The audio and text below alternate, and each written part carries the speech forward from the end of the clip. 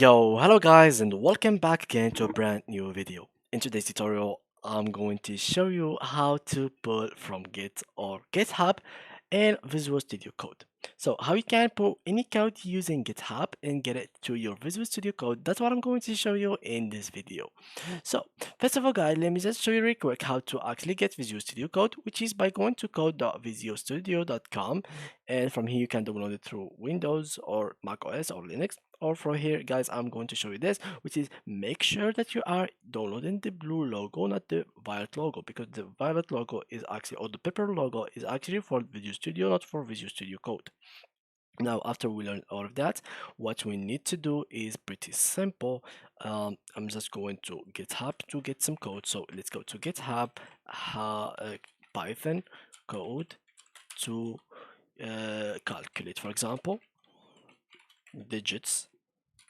So here we go, calculate variables. So here we go, this introduction, here we go, and if we go over here, I'm just going to search for a code. So let's try to find some. Uh, I think we have to go to another page. So how to calculate the average of number in given list. So here it is. So here we go. We can copy this number, and then we can go now to our file in Visual Studio Code, and it is pretty simple. Just go to your file and then print it. And now I'm going to run it. So here we go, run and debug. And as you can see here, enter the number element. So I'm going to enter, for example, 12 and enter the element. So 2.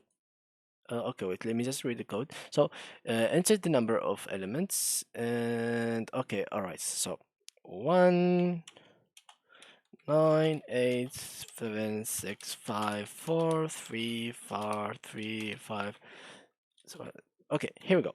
So the average is 10.41. So as you can see, the code is working, and that's how we can pull any code from GitHub. So guys, that was it for today's video. If you enjoyed, please leave a like and thank you for watching.